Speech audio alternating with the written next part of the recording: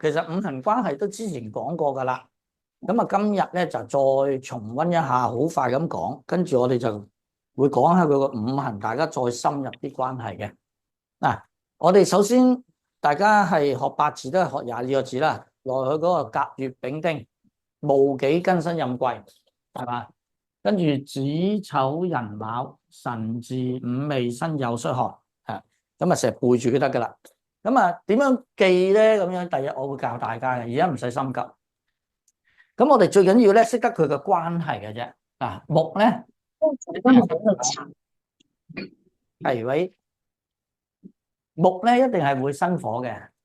我哋可以去記憶嘅喎，但係如果你唔記嘅話，成日將來咧真係會搞錯喎。咁我哋記憶方法好簡單嘅啫。木點解會生火啊？係個點火。係啦，木一燃燒就係得到火咯，係嘛？所以一燃燒得火，所以木係生火，呢個一定要記得。咁火點解係會定為生土咧？可唔可以諗下？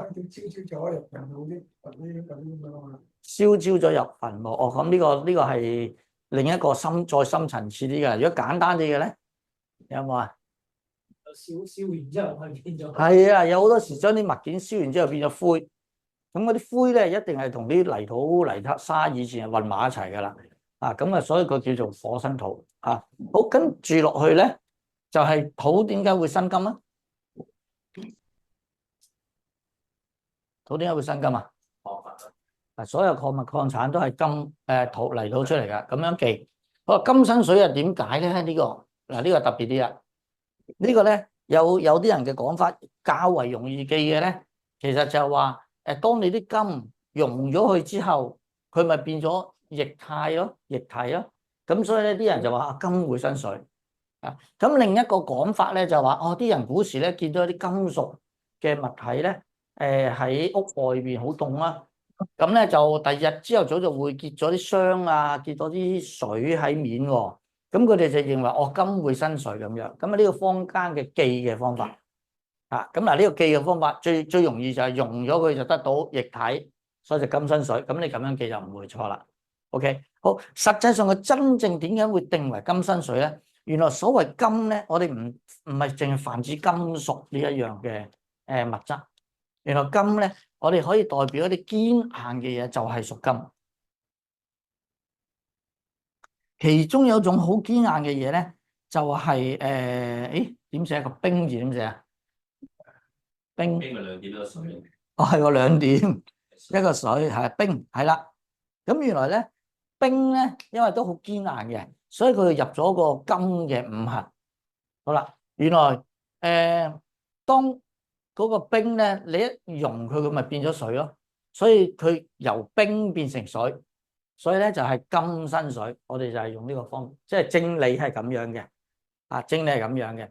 所以點解我當年係2019，我就預言啊，預言2020年啊，咁啊所有嘅嗰個叫做屬水嘅行業咧都冇得做因為嗰年咧就正應咗呢個金同水嘅關係。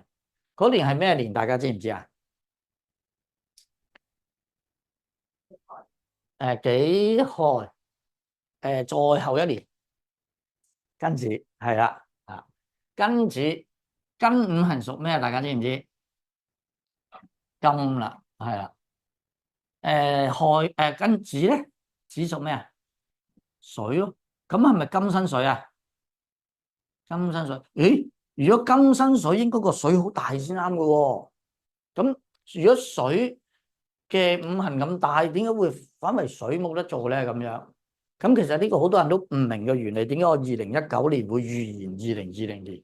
但係我都唔知道佢有，即係冇諗過係有咁大件事嘅疫情。百年難得一見咁嘅疫情㗎，係嘛？最多咪諗下話，可能社會運動令到啲人都係出唔到街或者咩嘅啫，係嘛？唔係啊，但係原來係疫情，大家都出唔到街。咁點解咁咧？嗱，原來呢個就關乎咧五行都有陰陽相分㗎嘛。我哋金係咪有兩種㗎？天干有庚金就係陽嘅金，地支個辛字呢個咧就係陽嘅金，係嘛？而地支嘅子字咧，上次我講過啦，雖然佢排位係陽，但係佢嘅性質咧係陰嚟噶嘛。陰嘅意思即係好少水，咁我哋可以意象好少水點咧？我當佢一滴水，一滴水。當你有冇試過將一滴水滴入雪櫃嘅冰箱裏邊，嗰滴水會點樣？變埋冰啊！即是話水其實係有喺五行上面有個意象就係流動，因為水係咪會喐啊？河啊、海啊，正常都會喐噶嘛，湖都會喐噶，除非你一潭死水嘅啫，係咪？除非你一潭死水嘅啫，如果唔係，全部都會喐噶嘛。所以水嘅意象就係流動。而家因為呢一滴水滴咗落一嚿好大嘅冰，佢會被呢嚿冰咧結住咗，佢成為冰嘅一部分，所以佢不再流動啦。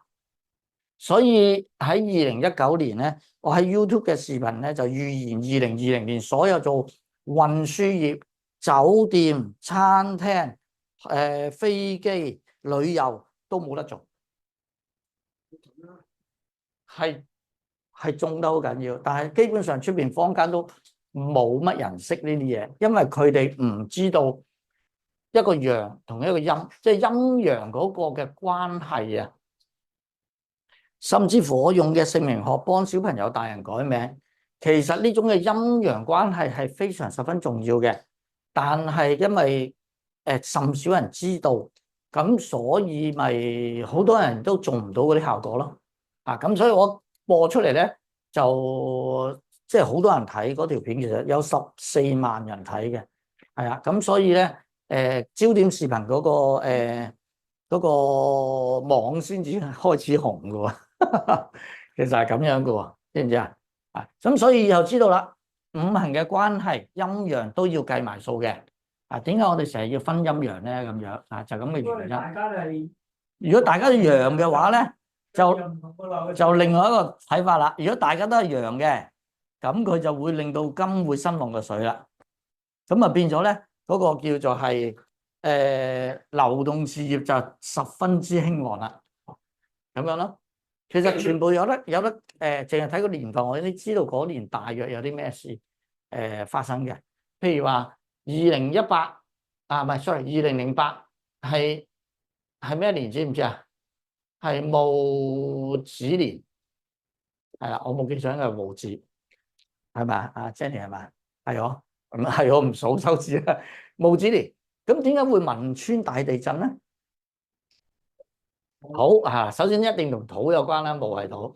咁點解土會地震咧？嗰年嗱，諗下，太大土，太大雨，唔關事，地震同雨冇關係啊。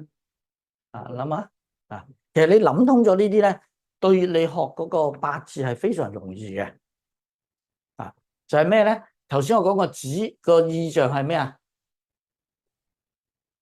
流動啊嘛。佢而家話俾你聽，個土喺度流動喎。咁即係咪地殼嗰個板塊喺度移動啊？佢話俾你聽，今年佢就話地殼板塊移動啫嘛。咁所以咪大地震咯。咁點解要喺汶川啊？汶川係中國嘅東南西北中邊個部分啊？汶川即係四川中，冇錯，係中國嘅中部。土嘅五行就係喺中間。土嘅五行就喺中間，佢就話俾你聽，中間嘅土咧係好容易出現流動嘅現象，所以我哋學八字咧，其實可以算個人，可以從你嘅八字睇到晒你所有六親，就算佢哋行唔行運，就算佢哋幾時有事，身體有咩，大致上都會睇到嗱，大致啫，唔係一定個個都睇得到嘅，即係冇絕對嘅咁勁嘅嘢百發百中啦嚇，但係有得90%已經係話已經不得了嘅啦。好，除咗呢樣咧，世界大事啦，或者你嘅決定啊各樣嘢咧，都可以憑呢個八字去做嘅，係睇得到嘅。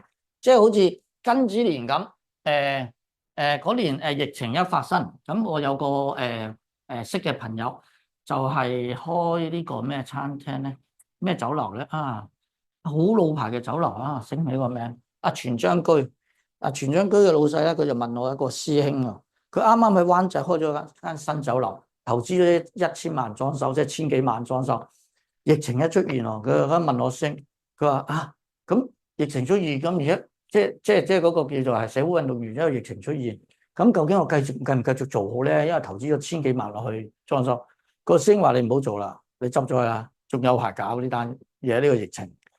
佢當時計出嚟係佢話會維持3年零8個月，由2020即係幾時開始我都唔係好記得，嗰個疫情幾時開始啊？2020嘅唔知幾月啊？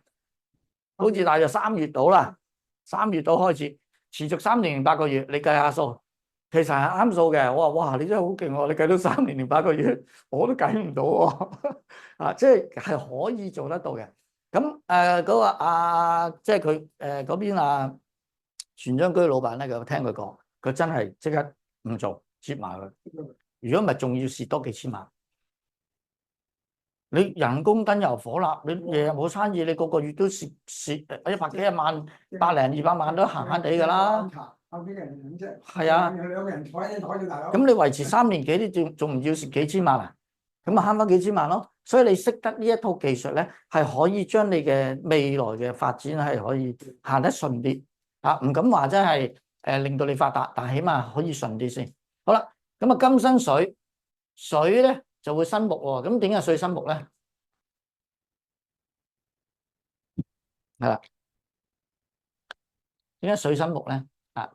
嗱，佢就話咧係植物，我哋有個諗法就好簡單記嘅啫。植物一定要靠陽光同埋水啊，所以冇水佢係生存唔到嘅植物就，所以一定係水會去生個木，水來生木。花啊草啊，都要水嘅，都要水，所以沙漠種唔到嘢，因為佢冇水。其實就好簡單道理，所以你就咁樣記得噶啦。而實際上真正嘅正理咧，喺古時其實呢點得出嚟嘅咧，我話俾你聽喺邊度得出嚟噶？喺等我諗下個名先。有個叫做五運驚天圖，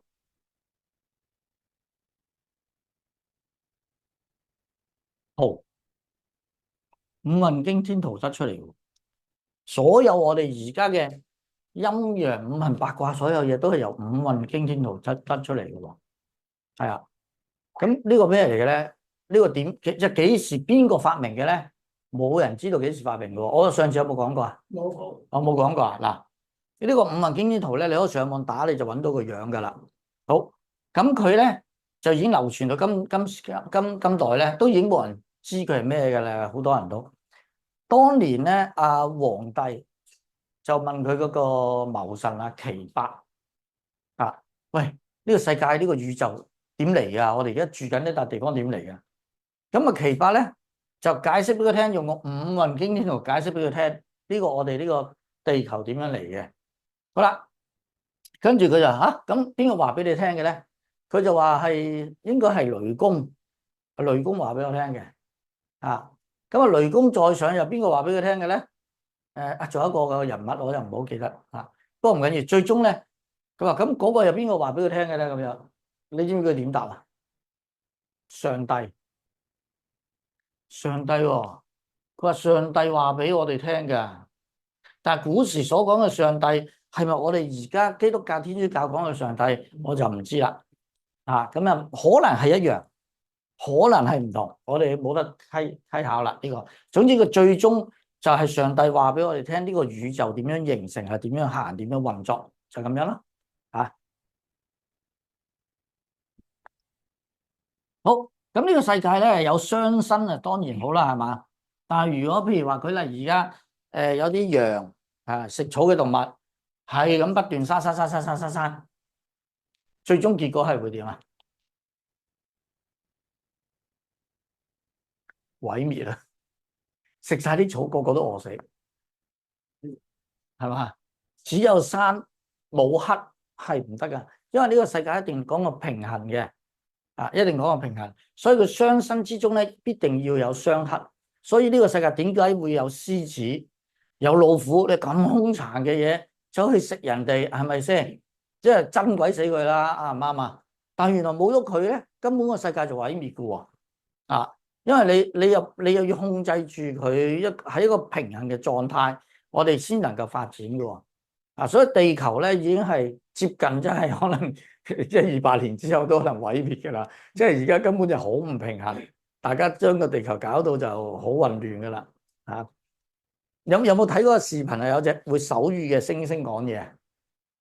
好老到臨死之前，佢講手語，佢話我好愛人類咁先算啊，佢話好愛人類但係人類好蠢，佢話咧不斷破壞地球，你哋快啲要救翻個地球，佢話地球係一路係觀察緊你哋噶咁樣嘅猩猩，即係可能嗰啲動物唔識講嘢，或者啲昆蟲唔識講嘢咧，佢哋唔係靠講嘢溝通嘅，佢哋可能靠嗰個靈性嘅智慧去溝通嘅，同個宇宙萬物溝通嘅。其實最蠢嗰個反而係我哋，調翻轉，即係我哋叻講嘢。好，咁啊，雙生邊有雙黑？咁點樣記佢雙黑咧？原來你記翻呢個圖得噶啦，你記住木火土金水咧，死背住木火嘅土金水。我之前講過啦，隔一個位就係雙黑噶啦。木會克土嘅，木點解克土啊？你係咪種啲植物落去個泥土嘅時候咧，土本來係一幅一幅噶嘛，你種啲植物嗰啲根咪撐開晒嗰啲泥土咯，將個泥土分裂佢咯，將個泥土分裂佢，所以我哋叫木克土啊，記得木會將泥土分裂佢，所以叫做木克土，知唔知道啊？咁木克土都有嘢講嘅喎，社會運動嗰單嘢喺個年份都睇到啊，想唔想聽啊？有冇興趣啊？有興趣就講埋啦。嗱，嗰年咧就己亥年啊嘛，係咪己亥啊？Jenny？係啊，己亥。我記得好似係己亥。嗱，己五行就屬土，亥咧就裏邊藏有咩？上一堂講過啦，佢就匿埋個八筒櫃裏邊咧，又有一個叫做壬，一個叫做甲。啊，壬就水嚟嘅，甲就木嚟嘅，係嘛？哦，原來咧，我哋學八字咧，我哋上邊嗰個字係咪叫做天干啊？下邊嗰個字係咪叫做地支啊？原來天干代表上，地支代表下。咁我哋又可以將佢分為喺社會嘅階層上邊嘅人喎。其實你唔好睇佢8個字喎，前後左右上下內外佢話晒俾你聽嘅喎嚇。所以咧，上層喺社會最上層嘅人係咩人咧？管住你嗰啲人。嗱，呢個就係管住人嘅人，下層嘅人就被人管住嘅人，得唔得？咁而家上層嘅人咁巧屬土喎，如果幾年嘅話屬土，呢個陰土記唔記得啊？係陰土嚟嘅，土五行咧，土喺邊個位？頭先啱啱講住中間，原來中間嘅位咧就係皇帝嘅位，佢坐喺度咧管住八方嘅諸侯，管住八方嘅諸侯，所以皇帝嘅位，所以皇帝咧你可以代表佢咩啊？管治者咯，呢個直情就話俾你聽，可以代表管治者。咁管治者點解會被人去挑戰咧？咁嗱，因為下邊嘅亥水下層有甲木，木同土嘅關係就係而家所講啦，相克，木係會克呢個土嘅，所以呢個甲木咧就會克呢個戊土，係啦。嗱，我哋係咁樣計嘅。啊！但係上一堂咧未教到，唔緊要，嗰啲遲啲教。甲木會克個戊土嚇，好咁而且咧講得太深你唔明啊，算啦。甲木會克個戊土，所以因為木克土呢個元素，就話下邊嘅人民想對個政府有反對。其實嗰年唔係香港有呢個嘅示威事件嘅，其實全世界好多㗎。你睇下，我喺2018年我已經講咗，話全世界都好多呢啲示威事件嘅，你可以睇翻啲資料嘅。就話2019年就有咁嘅事嘅。即係呢個咧就係學八字嘅優點啦。咁所以大家從呢一點就記得係木克土。會唔會咁樣易記啲啊？新理之前你記唔記得噶？咩克咩辛咩？哦，咁啊好啲。嗱，咁呢個咧就係木克土啦。咁你記得己亥年原來嘅木克土。克咧我用一個箭頭嘅箭嘅標誌去代表佢克，即係我自己中意咁寫嘅，代表佢克。如果開口嘅咧，我就會箭頭開口，我代表佢山。咁我就記得。我將來第日嗰啲八字咧，喺起個八字，我會用張紙寫低佢年月日時，咁啊揾啲箭嘴，邊個生邊個，邊個克邊個，邊個生邊個，咁我寫晒喺度，咁啊方便自己睇啊嘛。如果唔係，你點會記得咁叻？你睇落去邊個生邊個克邊個啫？當然啦，你估好似我咁，我有37年經驗，我梗係一睇落去就知邊個打邊個啦。但係你嗰3日嘅經驗，你一定要寫低佢噶嘛，係嘛？所以當日學咧，師傅叫我哋，你翻去揾30個親戚朋友嘅八字，最好知道時辰嘅，係嘛？就我搞咩，你就照睇下佢哋有冇呢啲元素。你見到有嗰個有嘅，咁你就會記得呢個方法啦。好啦，咁所以佢隔位相克記得隔位相克。咁但係咧個記法就係啲木會分散個泥土。好啦，咁火咧最驚係金，最驚咩咧？金最驚係火，係啦，因為金係最堅硬嘅物質啦，基本上全世界最堅硬嘅就係金。咁你話唔係喎，師傅，鑽石堅硬啲喎，係嘛？原來鑽石喺五行上邊啊。頭先我講過金係泛指所有堅硬嘅物質啊，原來鑽石都可以用金嚟睇嘅，得唔得啊？所以全世界最堅硬嘅嘢就係屬金。所以火克金。如果黃金咧被火會燒得溶佢嘅，鐵啊銅啊嗰啲全部都用火可以燒得溶佢嘅，所以火可以克制金。佢好堅硬，無堅不摧，可以劈樹啊，可以去斬嘢啊咁樣。但係如果遇到火咧，佢就可以燒溶咗佢啦。所以火克金。好，再落嚟咧，水災嘅時候我哋靠咩啊？土啊。所以咧土咧就會克水嘅。水災嘅時候，我哋會冧啲沙包啊，各樣嘢啊，咁樣希望整個堤防圍住佢，或者而家我哋都係起啲水壩啦，係咪？咁圍住佢啦。咁所以記得土克水，你嘅記法就係水壩，水壩咁你就記得啦。火克金嘅就係你記得佢燒溶啲嗰啲金屬，即係好似人哋打劍啊，即係唔係嗰啲叫咩工匠去做劍啊、做刀啊、做嘢都要揾火嚟燒噶嘛。燒完又打佢噶嘛，咁所以靠火嚟燒噶嘛，所以火可以令佢變形啊。火克金。咁仲有咧就係咩咧？仲有邊度啊？土金克木咯。金克木。咁金係斧頭啊嘛，係鐮刀啊嘛，係柴刀啊嘛，可以做成係嘛？咁所以佢可以劈嗰啲木所以全靠嗰啲柴刀嚟斬木嘅啫。咁所以金係可以克制木嘅。大家用呢個方法記下。最後火最驚咩？水所以咧一有火想救熄佢嘅時候咧，第一個方法就揾水去克制佢，就將佢整熄佢。所以咧相克咧其實就係咁樣記。如果睇個圖表咧就隔一個位咁相克，咁最簡單啦。呢啲都係最簡單嘅嘢，但係你唔好以為最簡單，你要記得先得噶。咁你唔記得嘅話，咁第日你一開個八字，喂，邊個同邊個搞咩喺度，關係係點啊？你都唔知嘅，咁真係冇得玩噶，大家係嘛？即係你想好玩咧，呢啲最基本一定要記得啦，好嘛？好，學到呢度有冇咩問題想問嘅同學？我睇下有冇人問嘢先吓。但係暫時都冇嘢問喎。如果同學有嘢問，可以打字或者開咪都得啊。好。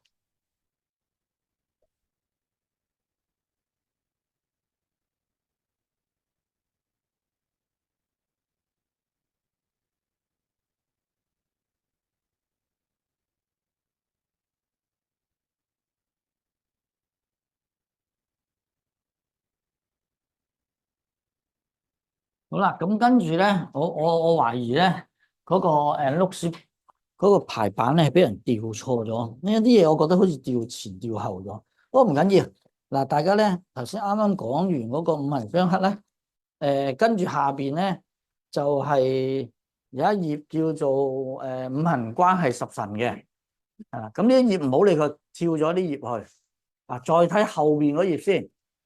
咁啊，我哋要睇下究竟嗰個五行裏邊，大家互相所產生嘅關係點樣？如果唔係，你點會知道你同我哋爸爸媽媽嘅感情好唔好啊？同仔女兄弟姊妹嘅感情好唔好啊？咁你完全都唔知個關係，你就唔知道佢裏邊大家感情好唔好噶啦嘛？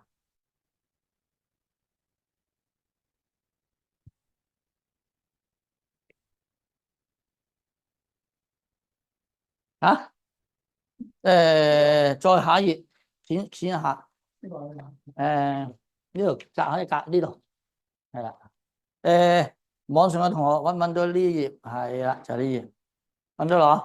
啊，上次我好似係講過嗰個係咪相沖定相克啊？相沖係嘛？啊，原來八字咧，我哋基本上咧玩嘅關係咧就幾種嘅啫，係啦，啊，大家可以寫低佢嘅。咁咧就係有合啦、沖、刑、害呢四種。喺我哋嘅門派嚟講咧，我哋全部都係用呢四種，即係大家個關係啊。但喺出邊坊間咧，仲有一種叫做破嘅，但係喺我哋門派，我哋係唔用，冇用咁多年，但係一樣照睇到晒所有嘢喎。係啊，所以我都冇用到啲破嘅。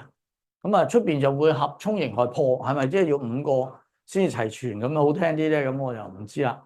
啊，就或者破係失傳咗都唔奇嘅。但係起碼我唔用嘅，我一樣計得好準，得唔得？啊，嗱，合咧就代表咩啊？友情合啊嘛，同你相合啊嘛，即係同你 friend 咁嘅意思。咁啊，友情喎。嗱，總之你見到咧，佢八字裏邊嘅字，大家有合嘅狀態咧，就大家代表友情嘅。啊，沖咧就代表無緣啦。啊，無緣有好多種嘅，無緣可以係會同你相隔異地，又可以係無緣。佢同你關係好錫你，但係佢又係唔喺你身邊，又係無緣，係啦。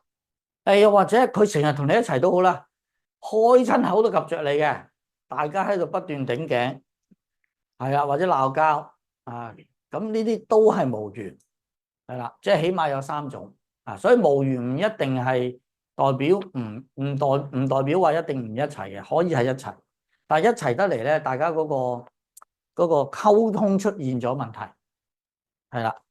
好，咁啊，刑係咩咧？刑係代表不滿。哎呀，不滿，刑係不滿嘅意思。如果將來你見到你自己或者親人嘅八字係有刑到邊一個六親咧，即係話你就會對嗰個六親不滿。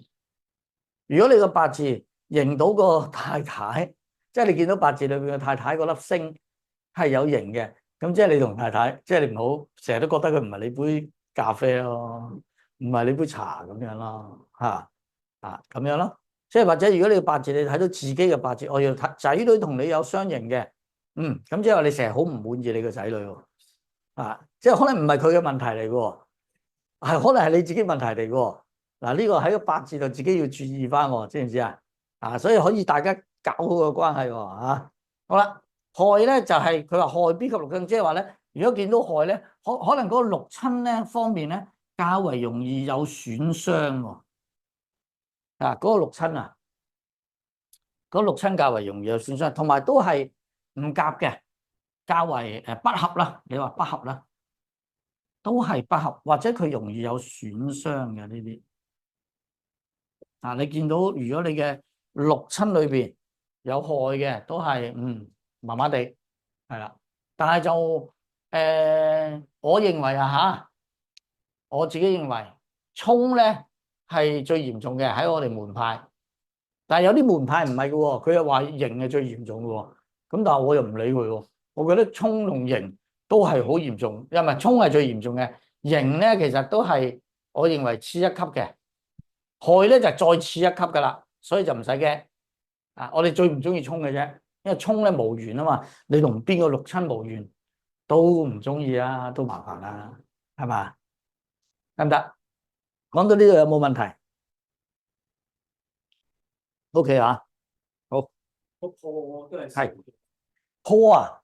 唉，其實我都唔好明佢破係搞咩嘅，都冇用嘅基本上啊。唔沖破害啊，即係害反而會有，害就反而係啊，合沖刑害破啊嘛，我哋係其實害反而會有，破就少用啲嘅啫。係啊係啊，基本上都你唔使理佢嘅。其實我都唔係好明點解有個咁嘅嘢存在。不過有時咧有好多嘢咧，有人會失傳咗，亦都有人會無中生有。點解要無中生有啊？要作出嚟咯。點解要作出嚟咧？啲人？冇錯，因為你冇我有啊嘛，咁我咪勁啲咯，啱唔啱啊？啊！但係點解我唔用都一樣係算得好準嘅喎？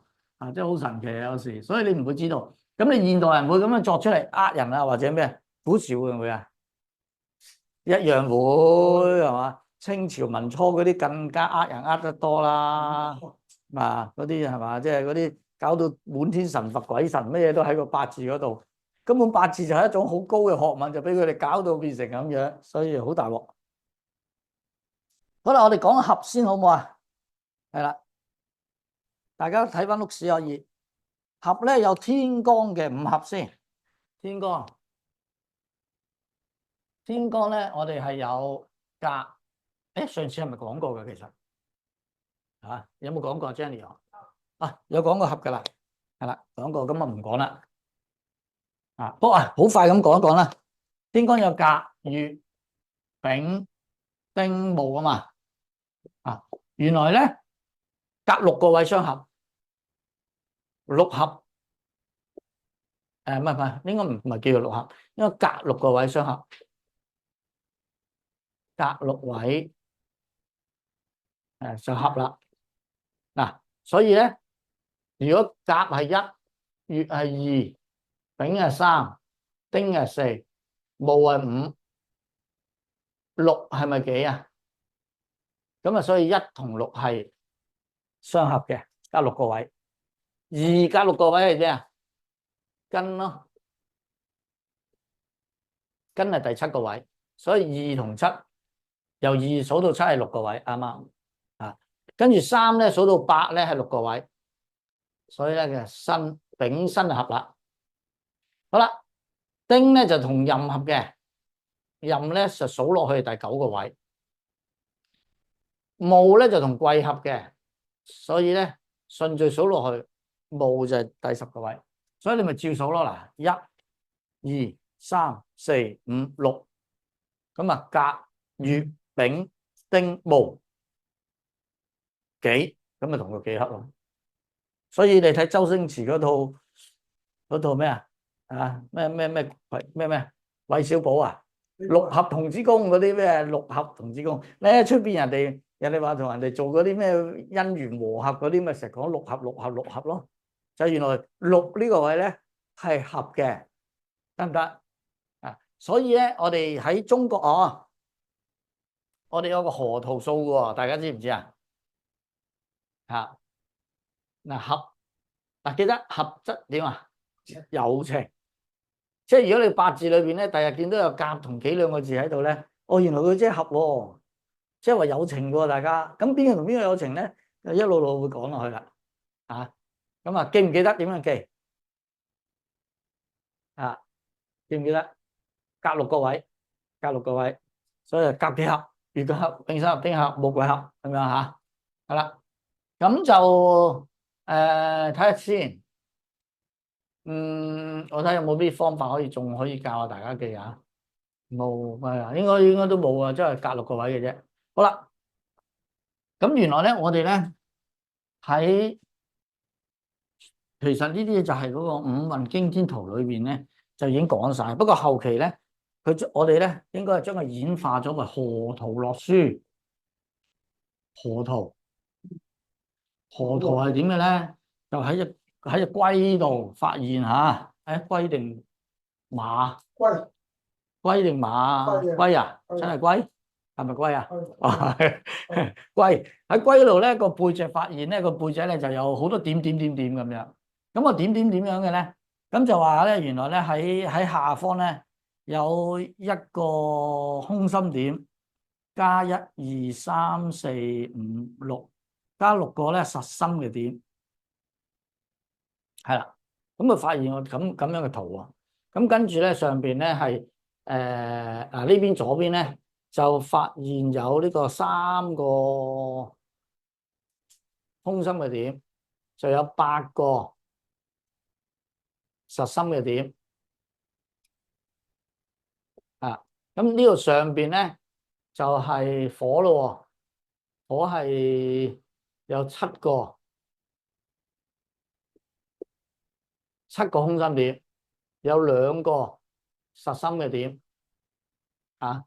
咁跟住呢邊咧就發現有九個空心點，就有四個實心點，即係個龜背上面就雕刻咗呢啲咁嘅圖案啊。咁跟住中間咧就係有一個類似十字嘅物體，係啦，咁就有五點咁樣，係咁嘅樣嘅啫。啊，咁呢個咧就叫河圖啦。所以頭先咧點解甲己相合咧？其實係來自河圖喎，因為隔六個數佢就係同一組嘢嚟噶啦。隔六個數同一組嘢，頭先係咪一六？頭先係咪甲幾合啊？甲係咪一啊？幾係咪第六啊？排到，誒，原來佢個河圖裏邊佢就係一同六係一組數喎，知唔知啊？係咁樣嚟喎。咁跟住咧，二同七係咩啊？二係月啦，七係咩啊？係咪庚啊？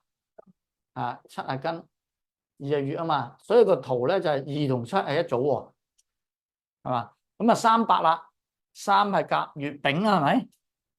八係辛喎，三八，所以個圖咧就係一組嘅。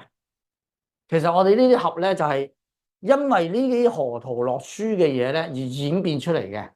但係呢個河圖洛書嘅係咩咧？其實天星嚟嘅，係天文學嚟嘅。其實易經嘅，啲人講易經就係呢咁樣。啊，唔係，易經又另一樣嘢嚟嘅。其實易經又另一樣嘢嚟嘅，係啦。所以咧，易經又套用咗呢一樣嘢落去嘅。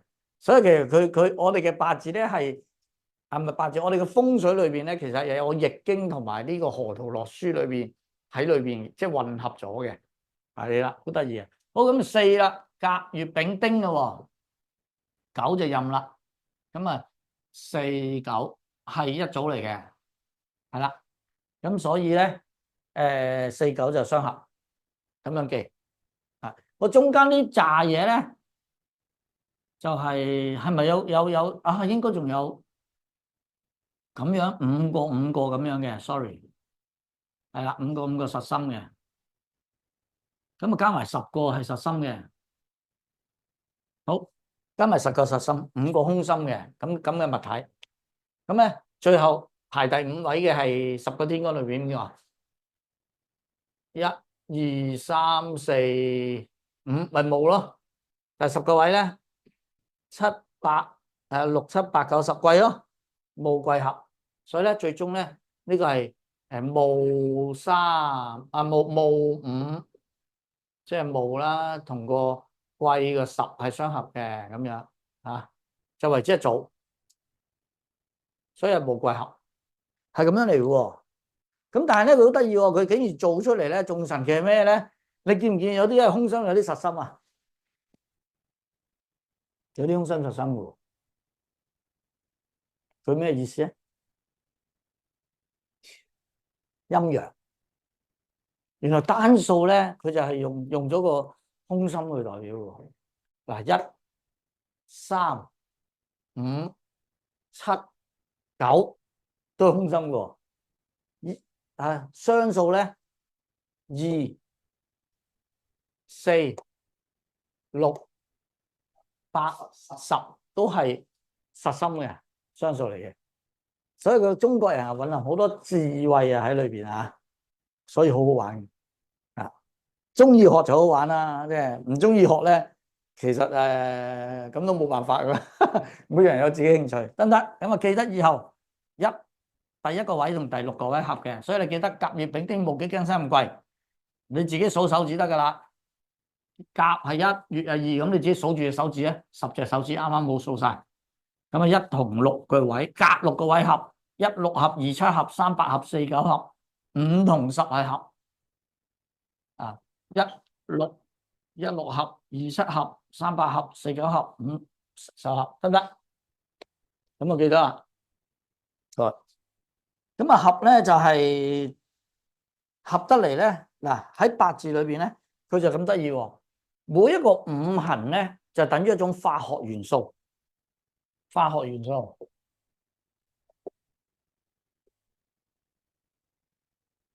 其實咧呢啲咁嘅資料，科學資料嚟嘅，佢其實係蘊含咗好多智慧喺裏邊。咁呢啲化學元素係咩咧？咁嗱，大家應該知道。我想問個問題 ：H 加 O 兩個 O 會等於咩？變咗咩啊？水咯。吓？點解啊？氫 hydrogen 係咪氫啊？我有冇記錯啊？oxygen 係氧啊嘛，係嘛？兩個 oxygen 加一個 hydrogen，點會變成水咁得意咧？嗱，化學作用啊嘛，講緊。所以呢個世界永遠都係呢啲咁嘅化學作用。原來喺八字裏邊咧，古人啊幾千年前已經運用咗呢種嘅化學作用，只不過你一般人唔知啫，唔識。嗱，咁啊點樣化學作用咧？大家睇住咯。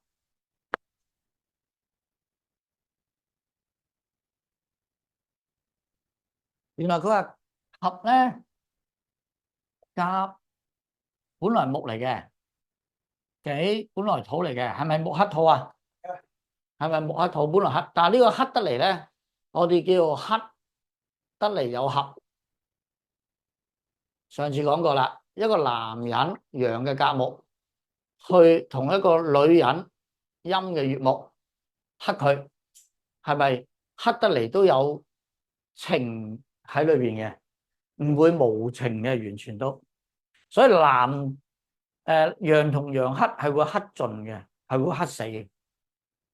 陰同陰相克係會克盡克死嘅。即係男同男打交，即係如果真係冇人去控制，真係唔係你死咗我亡嘅，隨時有機會。同相同嘅五行，陽同陽相克，陽克陽，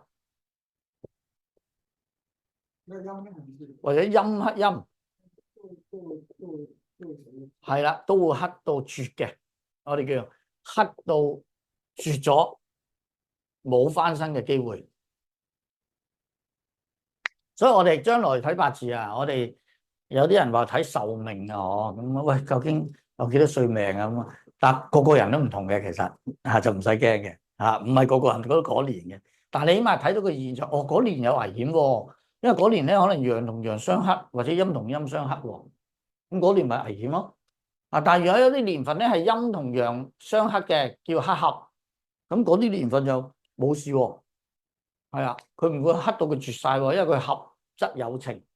我哋有句口訣，寫低口訣：合則有情。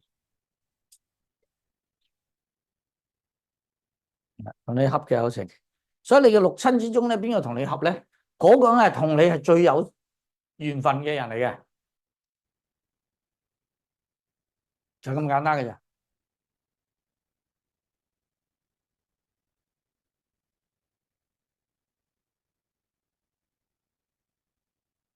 好，我飲啖水先，唔好意思。呢杯我攞。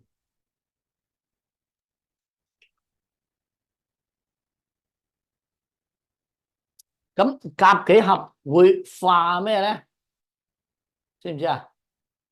原來甲己合咧會化土，即係一個木加個土，甲同己咧兩個如果走埋一齊咧，嗰個甲木啊會失去佢嘅本性，個甲木會放棄佢嘅本性，本來係木嚟嘅，但係甲同己走埋一齊咧，個木咧都會有機會啊，有機會啫，唔一定會變成土。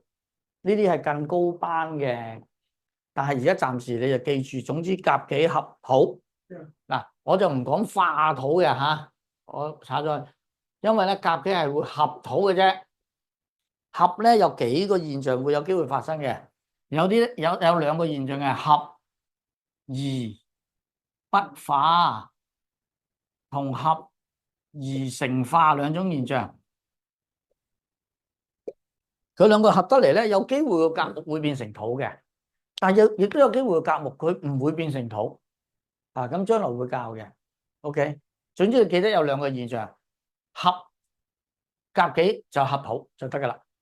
啊，咁呢啲將來先教嘅就將來先記啦。即係佢有個原理喎，甲點解會？係啊，係啦，再深入啲嘅話，你就會明噶啦。到時教到你就會明啦。點解會有時化有時唔化咧？咁樣嗱，出邊咧坊間有好多咧就話兩個一走埋咧就即刻化咗土噶啦，係啦，即係有好多嘅講法啊。但係我咧就因為化唔化呢樣嘢啊，我學咗起碼有我諗5、6個師傅，係啊，我走去學咗5、6個師傅學初班，我就係想知道佢哋嘅初班嘅原理。點解有啲話一合就化啊，係逢合就必化，有啲話唔化，有啲話要有月令。嗱，大家嘅初學嘅同學聽唔明啊，因為我同其中一位師姐傾緊偈，佢因為學過，佢哋會明。咁有啲咧就話又要個月令係要嗰個五行先化，有啲要天干有嗰個字先化，有啲地支有嗰個字先化，真定假㗎？咁因為咁，我學咗好多個師傅咧，我都係由初班學起。我想睇下大家個學理係點樣。終於俾我好辛苦之下揾到一個正確嘅學理，正確嘅學理，我認為正確學理。但係我學嘅師傅裏邊有幾個都係總之一合就話化。咁你唔好理佢啦。總之你認為我套嘢準，咁我事實我又計得準喎。咁你咪用我嗰套嘢咯，係嘛？啊，即係有時咧，佢嗰啲嘅計法都係啱嘅，不過複雜咗，太複雜，搞咁複雜做乜嘢咧？啊，合得係啦，有啲書咧就話隔開唔合得嘅喎。因為當年咧朱雀橋老師咧都係我一個好尊敬嘅人物，因為佢都有其中一個師傅啊嘛。佢後生都係教書㗎，由後生本來係一個中山大學畢業嘅大學生。如果佢喺香港嚟到香港喎，喺中山嚟講，你知唔知佢可以做咩職位啊？教授啦，如果做官啊，可以做到啲司級嗰啲官員㗎喎。但係佢唔做，你知唔知就做咩啊？教嗰間叫做平民夜中學，貧民嚟嘅，學費都交唔起嘅嗰啲學生。佢就係為咗要將佢嘅知識作用英才，佢覺得應該要俾多啲人有學識，呢個社會先有機會進步。佢放棄咗所有呢啲咁嘅咩乜師啊，即係嗰啲嘢。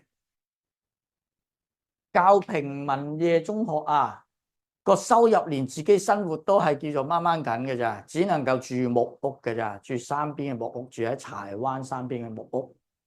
一個大學生啊，1950幾年畢業嘅大學生啊，1950幾年畢業嘅大學生，你諗下佢可以做到幾高職位？佢爸爸有錢噶嘛，所以請啲波波齋先生嚟翻嚟教佢八字啊嘛。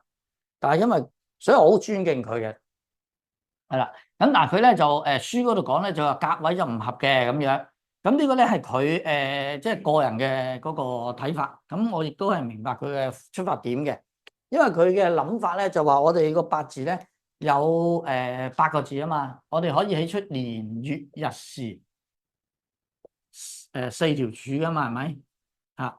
佢咧就話如果有個甲喺時嘅當係啊，咁有個己喺個年嘅，咁個相隔好遠喎，即係一個年同時中間隔咗有2個位喺度喎，咁遠佢2個點可以走埋一齊咧？咁樣，咁當時係咁樣解釋嘅。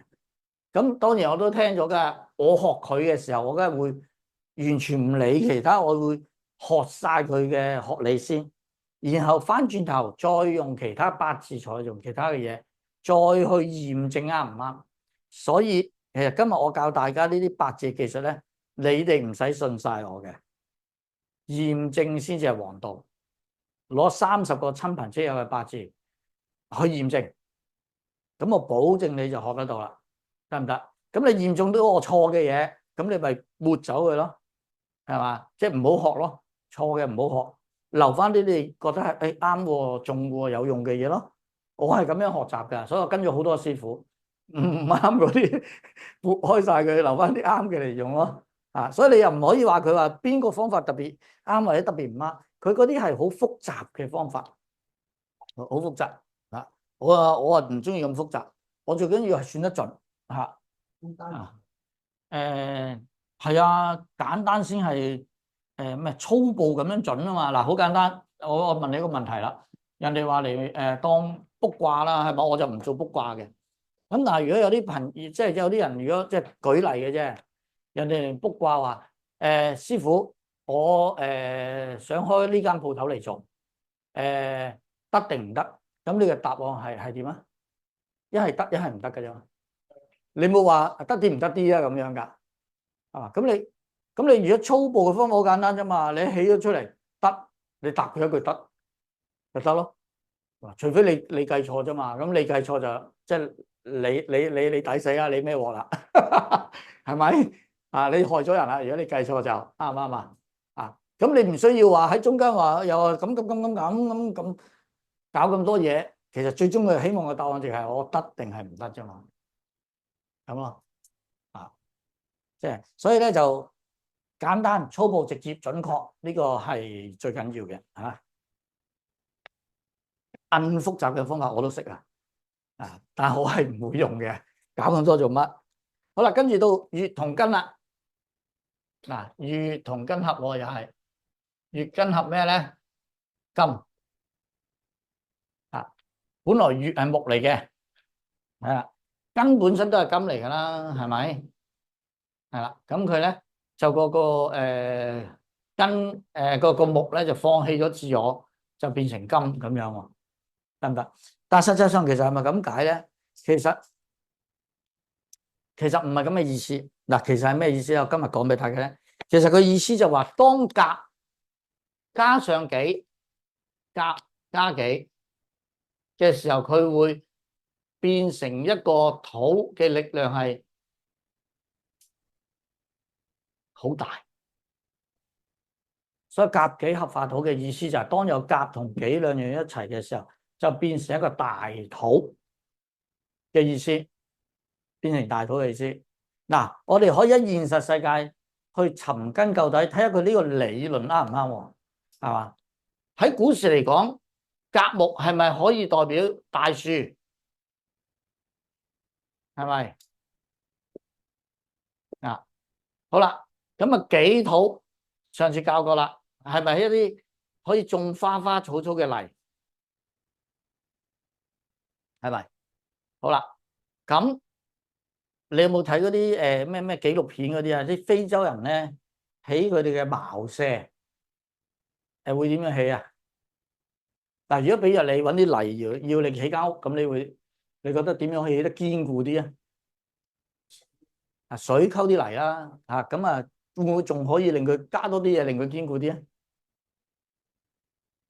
加啲木咯，你將佢首先其實呢個都係好簡單嘅現象嚟嘅啫。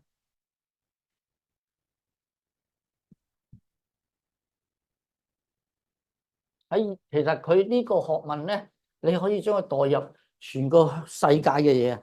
全個宇宙我就唔知得唔得，應該係話唔得喎。我有個朋友，即係佢話應該唔得嘅，因為第二個宇宙嘅行星又唔同啊，嗰啲28星宿角度照落嚟地球又唔同啊，咁所以佢係應該唔得嘅。呢套嘢只可以用喺地球嘅啫。合、甲、己，咁就係好簡單。嗱，你只要將啲木頭一條、兩條、三條咁樣，係嘛？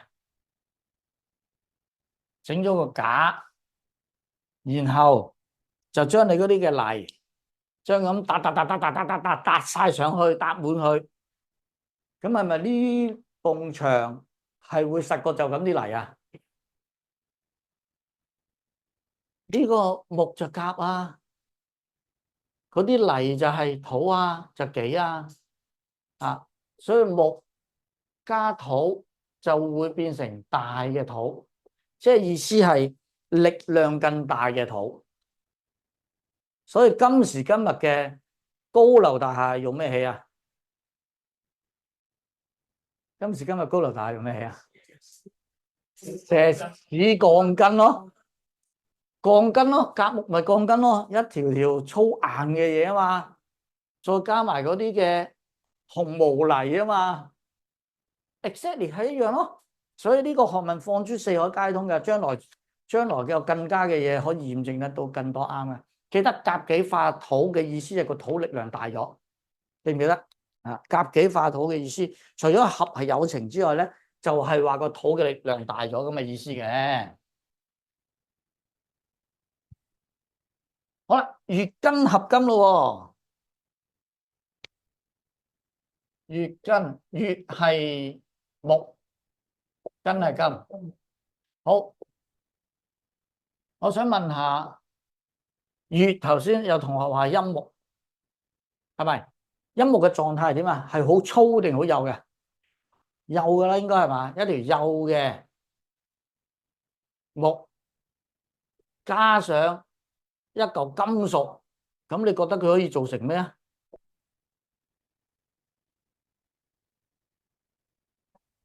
斧頭，冇錯啦，可以做成斧頭、柴刀，係嘛？劍、刀、戈擊打仗嗰啲好長嗰啲，佢話唔係啊嘛，師傅，咁我用全部金屬都做得嘅啫，係嘛？得唔得啊？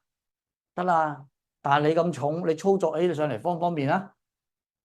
咁你個殺傷力咁樣成嚿金屬嘅大，定只係有條木再加嚿金屬嘅殺傷力大啊？梗係加條木嘅殺傷力大啊，因為你揮灑自如啊嘛，可以係嘛？所以點解古時嗰啲戈擊啊，打仗可以好長嘅，幾米長，前面加個叉叉嘅金屬喺度，咁去懟人哋。如果你成條都金屬嘅，成條都鐵紅嘅，咁你點拎得起啫？你都冇唔掂。你估個個係關公咩？關雲長可以冇嗰百幾斤嗰個大關刀，係嘛？邊個冇得起啊？所以你只係能夠加佢一個陰木細木加嚿大嘅金屬，咁你就會變成更大殺傷力嘅金屬，得唔得？所以你記得乙庚合就係咁樣，咁啊你會記得啊？係啊，乙庚唔係啦，乙庚係化金係啦，所以就係咁樣啊。所以有啲人唔因為初學嘅同學咧唔知點記嘅啊，你會咁樣就會記得哦。原來乙同庚係合金，一合咗金嘅意思就係會變成一個更大嘅金嘅力量。好啦，金咪代表即係本身金就代表啲刀啊、劍啊嗰啲嘅嘢噶嘛，所以乙庚合呢個刀啊、劍啊嘅力量就更大啦，即係更大殺傷力。好啦，到丙申合咯，呢個得意啦，丙申合咩咧？水喎，咁得意嘅，點解丙申會合水嘅？丙我哋可以代表咩啊？係咪太陽啊？丙係太陽嚟嘅，因為之前教過啦嘛。砷係細嘅金屬喎，係嘛？但係細嘅金屬得嚟，頭先講過庚係大嘅金屬，係可以代表咩啊？冰啊嘛。大嘅金屬就係冰，咁細嘅金屬你覺得可以代表咩啊？係咪可以代表霜或者雪啊？細好多噶嘛，得唔得呢度？個意象新金可以係霜雪嚟嘅喎，啊個根金就冰嚟嘅喎。好啦，所以太陽出嚟，咁呢啲霜雪會點啊？溶啦。所以當丙辛一兩個走埋一齊嘅時候咧，就變成水啦，變成水啊，咁會變成大水嘅，水嘅力量好強啦，得唔得？啊，水嘅力量好強。咁丙咧，陽火辛係陰金，都係陰陽相合，係啦。嗱，你記住丙辛點解合水咧？就係太陽令啲霜雪溶咗，啊，就丙辛合水咁樣啊。好，繼續。但好多人唔知道根係冰，辛係霜雪嚟嘅喎。啊，有啲書有講嘅，但係有好多人都唔知嘅，佢即係好多人都冇講呢樣嘢嘅。甲乙丙丁啦，丁壬合咩啊？木喎。誒，咁啊奇怪啦又。丁係細火，細嘅火喎，陰火嘛。壬係大海喎，係嘛？大水啊嘛，頭先大海嘛。點解個細嘅火加個大嘅海會有木咧？咁嗱，呢個咧就要俾一個觀念大家啦。原來喺地球上邊，地球本身咧五行係屬咩嘅咧？係屬土嘅，得唔得？上邊嗰啲樹木係屬咩啊？木咯，係嘛？樹木係咪屬木啊？草啊、樹啊、花咪屬木咯。所以木克土，其實呢啲嘢咧都係會克個地球嘅。但係最克地球嘅係咩？你知唔知啊？啊，最克地球嘅係咩啊？最克地球嘅咧係人類，因為人類其實個五行都係屬木，人類屬木，泛指生物、生命體，木係生命體啊，記得咁樣記，木係生命體，木係生命體。以前啲科學家啊，唔係以前科學家，而家科學家都講，科學家話生命點樣嚟嘅？地球嘅生命由海洋嚟噶，佢話由海洋嚟噶，吓？三葉蟲係啊，但係最初係由海洋嚟噶嘛，由海洋孕育到生命，然後爬上陸地，變成陸地所有嘅嘢，所以海同陸地都有生物啊嘛。其實古人佢知道嘅，唔知佢點知嘅咧？上帝話俾佢聽咯，啊，你只能夠咁講咯。啊，如果唔係點會知啊？係嘛？而家科學家先知，係嘛？咁你話幾得意啊？係咪？好啦，所以丁同壬咧合出嚟就變成大嘅木。咁即係話咧，點解咧？當個海洋細火係，你覺得係屬烈火，定係屬於係溫火啊？啊，細火係烈火定係溫火啊？梗係溫火啦，係嘛？佢話唔細火啊嘛。咁所以海洋變暖嘅時候，就會產生好多生物啦。所以點解嗰啲叫做咩個海上面有好多嗰啲叫咩啊？紅潮啊，紅潮啊？點解會有紅潮產生啊？個海面紅潮係咩嚟噶？紅潮係啲藻類嘅嘢。當個水溫達到某個溫度嘅時候咧，佢就生得好快好多啊！成個海面都遮蓋晒，連啲動物都吸唔到氧氣，都俾佢搞死埋啊！水裏邊嗰啲。嗰個叫紅潮啊嘛，每年清水灣都成日發生嘅，以前係嘛？成日都話喂，紅潮啊，唔去得游水咁樣噶。大家而家仲有冇啊？聽唔到電視講呢啲嘢嘅？少啲啊，有個好少。要少啲啊！以前好多嘅，成日都見到夏天成日好多時都冇得去游水嘅，係嘛？所以咧嗱，紅潮就係一種生物啊嘛，所以當水嘅溫度升高到某一個程度嘅時候，就會出現大量嘅生物噶啦。佢話俾你聽，所以丁壬合係咁嚟嘅。所以喺北極喺南極呢啲咁冰天雪地嘅地方咧，個生物量只有少數嘅啫，只能夠少數，因為佢未去到丁任合呢個條件啊，所有嘢都條件，即係化學作用 H2 就 H2O 就變成水咁樣啦，啊。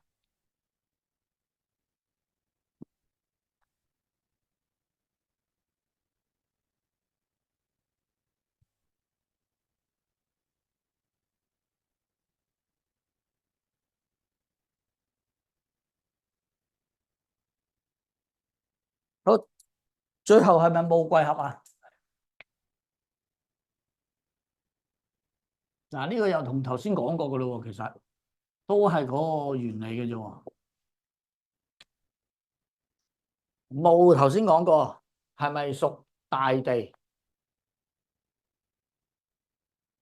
土啊嘛，冇係土啊嘛，貴係水啊嘛，又係大地，水係流動啊嘛。頭先講過係嘛？冇大地流動會產生咩啊？有機會咩啊？地震咗有機會咩？除咗地震，仲有冇機會發生第二樣嘢？山泥傾瀉啦，係嘛？仲有冇機會發生咩？火山爆發係因為地殼嘅變動、地殼嘅移動、板塊移動，而引致內部壓力增加，所以產生火山爆發。所以咧，古時啲人咧觀察到咧，哦，原來佢如果個地下咧有震動嘅時候咧，好多時咧竟然有火山爆發出嚟嘅。咁佢哋咧就認為，哦，原來木同貴相合咧就會產生個火啊！就我哋用呢個方法去記，即係火山爆發之唔係嘛火咩木貴相合咪咁啊？係咯，總之就係地殼移動就會產生火山爆發啊！地殼移動產生火山爆發，所以係木貴合。咁希望下一堂你哋開始記得晒啦。實際上係咪真係咁咧？咁？No， 唔係，係由五運經天圖裏邊嗰個數學公式計出嚟嘅。只不過如果嗰個太複雜啦，其實講俾你聽都冇意思嘅。對於你學呢啲嘢，嗰啲係追求嘅更高深學問，想追本溯源嘅時候，好似我啲咁黐線嘅人先走去學嗰啲嘢嘅啫，得唔得啊？冇貴合發火，咁記啊，記得啦哦。誒，大家你哋八字有冇相合啊？自己有冇揾到有相合啊？天干相合，而家教咗天干相合啫，地支相合嗰啲未教啊。天干相合，有冇見到有啊？自己個日主有冇同邊個合啊？有冇辛金啊？如果丙火，辛金啊，咁即係冇丙申合喎。咁啊，甲己合幾好喎？係啊，甲己合好，合則有情啊嘛。己咧，甲見己咧，未教嘅，大家同學啊。即係 Zoom 嘅同學，我哋未教嘅。甲見己，己係甲嘅財，錢銀喎，呢叫做財星嚟合身喎，財嚟揾你喎，係咪幾好啊？財來合我嚇，財來合我啊嘛，或者財來就我啊嘛，咁咪好咯？呢啲係嘛？即係就算做生意都機會率係高啲噶嘛，係會咁樣嘅喎，規定咗嘅啊。咁啊，我有冇咧？我都冇啊，我都冇。係嘛？我哋Zoom 嘅同學有冇啊？可以打出嚟或者講下。即係如果有嘅話咧，咁就過癮噶。師兄有冇啊？師兄冇。有冇啊？可惜啊，有好啦，係嘛？即係如果有咧，就梗係好好多啦。哎呀，啲同學都冇啊，陰公人黐人哋咯，咁係咁啊，我哋兩個唔緊要嘅，天干冇合啫，我哋地支會有機會合嘅喎。哎呀，阿 Deb 話係月庚合喎，好喎。如果日主係月合個庚金嘅話咧，咁就一世有人介紹工作俾你做嘅咯。因為月木見到庚金係事業嚟嘅喎，月木見到庚金係事業喎，官就係事業啦。如果女性嘅話咧，就老公好錫你啦。如果女性嘅話，月木見到個庚金嚟合，就老公好錫啊，係嘛？即係男人主動嚟追你，幾好啊，好錫你啊！即係個八字好簡單睇法嘅啫。如果係阿 Deb 係男仔女仔嚟㗎，究竟你可唔可以寫俾我睇啊？如果你係根金嘅，女仔嚟㗎，咁恭喜你啦，係啦，即係男仔會好錫你嘅呢啲，係啦。咁啊好啦，好繼續。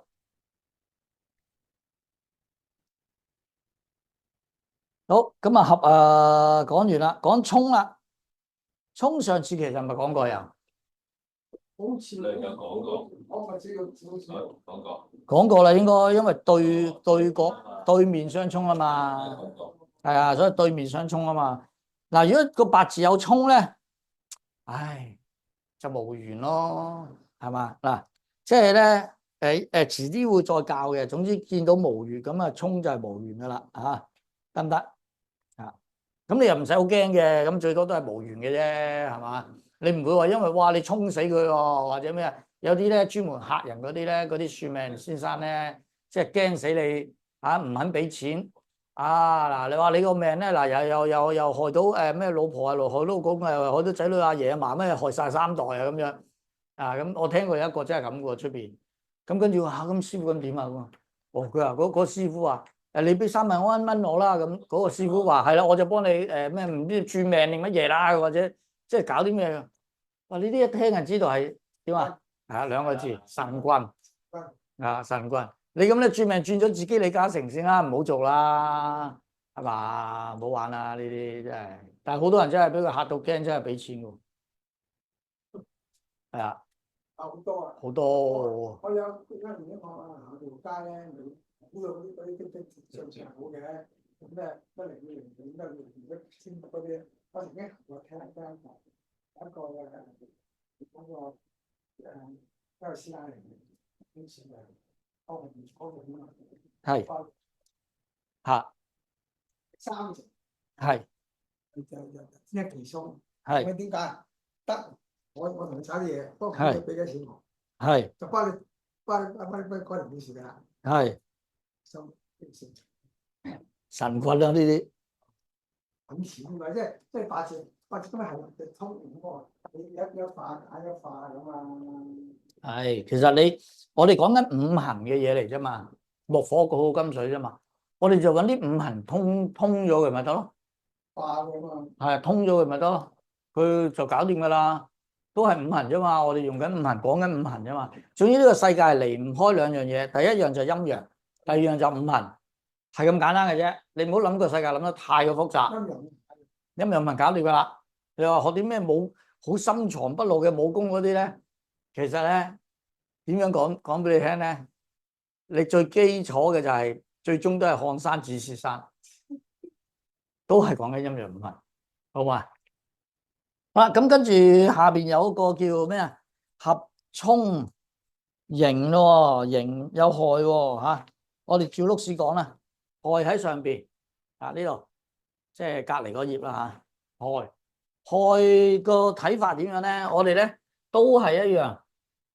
畫一個12個宮格嘅圖出嚟先，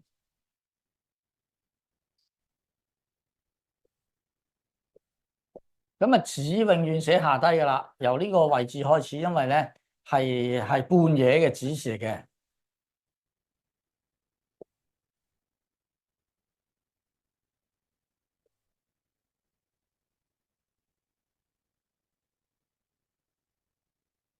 係啦，咁啊寫好晒佢。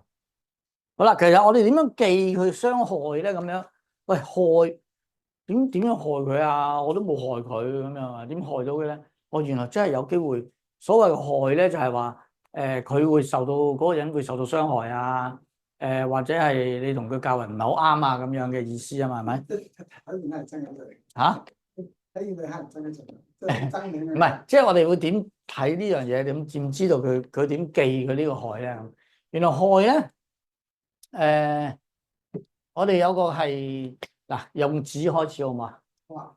子原來同未係相害，子未我哋叫做係互相傷害嘅，即係子去害未，未又害個子嘅。嗱，你畫個12宮格出嚟咧，其實佢個害咧就全部係直線嘅，一陣間話你就知噶啦，全部直線嘅，睇翻嗰個碌屎就知噶啦。咁點解子同未相害咧？點解我子唔同丑唔係子點解唔同其他嘅字係要同佢未傷害咧？係有原因嘅喎。頭先我係咪教咗啊？我未教地支相合喎，等陣先，我睇喺邊度先。哦，再下一頁撈到亂晒龍啊！好，地支我哋講咗下一頁地支六合先，呢度啊，大家睇下下一頁地支六合，我哋要明白個六合先。嗱，頭先講咗天干六合啊嘛，我哋而家講地支六合。地支六合咧就點樣記嘅咧？點解會嚟到個地支六合嘅咧？原來咧我哋只需要畫出個圖咧，我哋就知道佢點解會六合啦。原來個六合好簡單嘅啫，點解？原來佢六合係子丑合嘅，子丑相合。嗱，我哋有個子丑合，我唔好理佢化乜嘢先啦，我哋淨係講個合先。子丑合。嗱，點解子丑合啊？哦，因為佢哋咧，大家係平衡嘅狀態，子同丑係平衡嘅狀態，所以佢哋係相合嘅。即係我同你平衡去 friend 啊，喂，過嚟啊，係嘛，攬埋一齊咁樣噶嘛，平衡狀態。原來所以咧，寅同亥就相合嘅喎，因為佢都係平衡嘅狀態喎。大家嗱，你睇翻個表啊，係啦，嗱，裏邊有咩木星、金星、火星、水星嗰啲，你唔使理啊，因為我網上面揾唔到較為好嘅資料嗰啲，淨係呢張圖我就用咗呢張圖啦，冇人同我做啲嘢，因為你知啦，我今年60幾歲，對電腦其實係好差嘅，唔叻嘅呢度啊，你已經做到出嚟已經好叻嘅啦，其實啊，好，咁就寅亥相合係咪？嗱，平衡狀態，所以卯同戌係相合啦，係啦，嗱，寅亥合，嗱，我哋嘅讀法係咁喎，寅亥合嘅，跟住就卯戌合咁嘅。我哋好少調翻轉頭嚟讀嘅，即係呢個係咩法定俗成咁樣嘅啫嚇。你讀戌卯合都得嘅，係你中意調翻轉都得㗎，係嘛？但我哋通常就個讀法就咁啫，係嘛？所以卯戌合好啦，跟住酉辰又相合喎。嗱，辰酉合又得啊，辰啦不如啊嘛，辰酉而家出邊好多人都讀辰酉合嘅。我咧學嗰陣時唔知點解又讀酉辰合嘅，不過呢個都冇乜所謂嘅，仲有就跟住再平衡狀態咩啊？係咪午未合啊？啊，平衡狀態午同未合啦，最後巳同申合嘅，係啦，喺個圖嗰度有啦。嗱，所以頭先咧，講天干五合，如果自己日主啊，譬如乙木合個庚金，咁佢嘅意象就係男士會對你好啦，咁樣啊，自己唔使揾工做嘅，啲工嚟揾你，有工啲人介紹啲工俾你做啊。咁啊，好，咁而地支嚟講咧，其實佢有好多嘅意象，咁個意象咧更加多變化嘅啊。不過咧，我今堂應該就講唔到噶啦，要下堂先講到嗰個意象。但係咧，大家記得個平衡狀態係相合嘅，得唔得？好啦，咁呢度得我拆咗佢啦。好，咁相合嗱，如果天干冇五合而地支揾到合咧，都好嘅喎。記得合則有情，睇下多唔多合。如果一個八字啊，成個八字好多合咧，係好容易同人哋溝通 friend 嘅喎，合啊嘛，同人哋好容易產生個情出嚟。但係你小心啦，如果你個八字男命或者女命都好，合得多到全部都係合嘅，咁又點啊？咁可能太過多情喎，係喎，又要小心啲男女關係會過分咗喎，嚇。唔係呢個唔係嘅，地支任何嘅合或者天干任何嘅合，只要多合嘅元素咧，就容易同人哋熟絡啲嘅。即係唔使睇天干唔係嗰個地支嚟。即係唔使睇日柱係咪意思？唔係一定睇日柱嘅，其他都得嘅，其他都得嘅。係，如果日柱即係自己嗰個日柱，即係我哋分年與日時噶嘛，日柱同其他嘅合咧，咁啊更加好嘅。係啦，咁樣得唔得？即係成年同月就得，或者年同日就得，係啊，都可以合噶，年同時啊，年同日啊，年同月啊，咁都得噶。當然咧合嘅有好多唔同嘅變化啦，到時係嘛，慢慢再解釋俾大家聽。最緊要識得啲基本功，所有最高深嘅武功都係基本功。其實咧好搞笑嘅，我成日咧睇啲好多年前啦，不過而家已經老啦嚇。好多年前我成日講話嗰啲人咧，學啲中國功夫咧，有好多都係純粹我嚟表演嘅啫。其實中國功夫有幾種嘅。我哋表演嘅大部分嘅上台耍俾人睇表演嘅啫，係嘛？咁啊，另一種咧就真係好勁嘅中國功夫啊！但係嗰啲咧就唔會出現喺你面前嘅啊！嗰啲人咧一出手就可能會殺人㗎啦，根本就係嘛？啊！因為我聽我老婆講啊，嗬，真人真事啊，佢爸爸可以係揸住筷子啊，唔知幾多支啦嚇，嗰啲叫。我哋以前有啲木板凳，我哋叫板凳啊，係嘛？或者四方形嗰啲凳啦，唔知叫咩凳啊，所以木做嗰陣啊，可攞支筷子咧，一插落去咧，可以插穿嗰張木凳，插出去將個筷子，即係個內功嗰啲硬氣功係咁犀利嘅可以。咁我話你阿爸點解唔教你啊？佢話驚我打死人要坐喺世監啊，所以冇教我啊咁啊，唔教。即係驚佢會打死人啊！到時個女仔，好在佢冇學咋，佢學咗我仲大鑊，係咯，學咗不得了啊！我真係試過，我有個朋友咧，佢個老婆係個爸爸係詠春嘅教頭嚟嘅喎。我有次4個人幾個人喺度打麻雀咧，唔知兩個喺度唔知嘈咩，突然間真哇！嗰個女仔啊幾兇狠啊！有一個轉步衝埋，一嘢就嗰個條手咁樣夾住頂住條頸，拱咗埋牆，喐都唔喐得。我心諗話真係好可憐啊！即係揾咗個教頭嘅女嚟做老婆，即係你千祈唔好同佢嘈啊！嘈真係好大鑊。打豬頭嗰啲嘢。係啊，真係係我真係好搞笑嘅啲啫。嗱，所以合咧就係記得有情啊，最緊要有合就係好嘅。好，子丑合咩咧？好，寫低去。我呢度有冇寫啊？有。寅亥合木，卯戌合火，酉辰合金，午未合火，巳申合水，係有寫嗬。啊，好。咦？午未有寫啊？哦，調轉咗嘅。巳申哦，佢調又唔緊要，一樣啦，係嘛？都係嗰啲啦。咁點解子丑合子水加土，點解會變成大嘅土？大家諗下，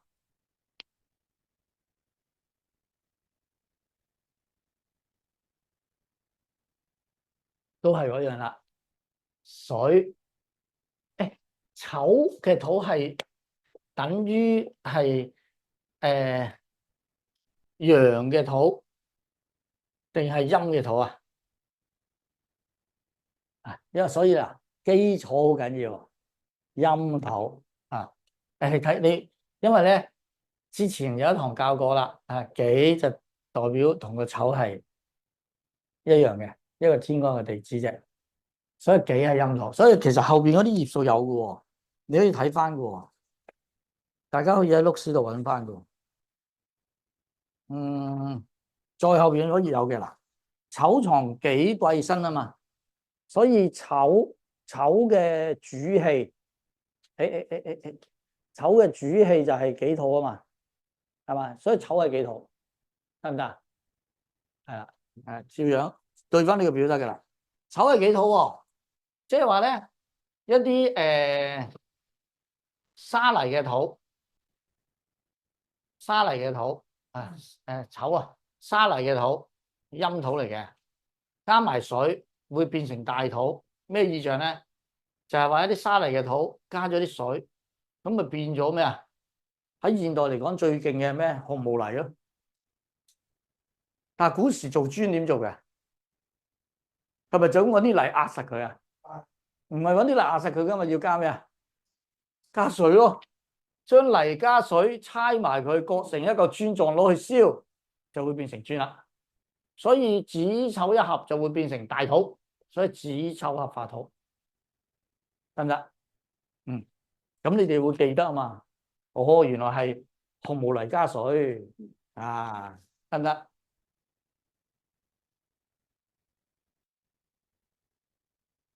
好，跟住人害合化木喎，人本身就係木，係咪？害本身係咩啊？水，即係水生木，係嘛？即係啲木生長再加多啲水俾佢，咁佢係咪更加生得好啊？啊，當然咧有少少有啲植物唔係嘅，有啲植物多水會死嘅，因為大部分植物都中意多啲水啦，係嘛？乾旱同有水嚟比較，梗係中意有水啦，係嘛？所以當有水出現嘅時候，佢會生長得更大嘅木啦，更強壯嘅木。所以咧，人害合化木。所以你知道個害咧嘅五行就係屬水。所以嗱，重點學完學到今日，你大家學咩啊？學10個天干同10個地支裏邊佢嘅五行係乜嘢，同埋佢陰陽係乜嘢，就係咁啫。你只要記得佢每個天干地支嘅五行同埋陰陽係乜嘢，咁你就可以識睇噶啦，好唔好？好啦，咁啊今日嚟講咧就暫時講到呢度啦。子丑人害合，下次題我講下邊卯戌合辰酉合呢紮啦。好嘛？一個月裏邊咧，我嘅生意額已經增加咗好多啦。咁如果以而家同上年嘅同期而比較咧，我增加咗超過400% 添。咁喺嗰個朝頭早咧，我就收到一個訂單。嗰個訂單咧係令到我嗰個月嘅營業額咧係平時嘅5到6倍啊！你有冇試過好努力，但係事業上面總係冇咩成果呢？又或者感情路上面總係唏噓難行嘅？其實以上都唔一定關你嘅能力或者條件事，而係可能你嘅氣場同埋能量出現咗問題。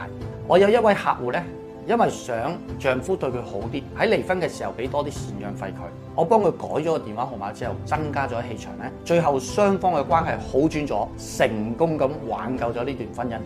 又有位客戶呢，邀請我幫佢增加個運氣，我發現佢嘅風水格局係重半親力格喎，咁事業運就十分麻麻啦。我同樣揾咗一個有利嘅發展單位俾佢，半年之後咧，佢公司市值評估咧暴增至3000萬喎。咁我一開始其實就唔係好信改電話號碼嘅，咁但係後來因為商會啲會友啦，好多都揾咗師傅改電話號碼，而且得到好好嘅功效喎。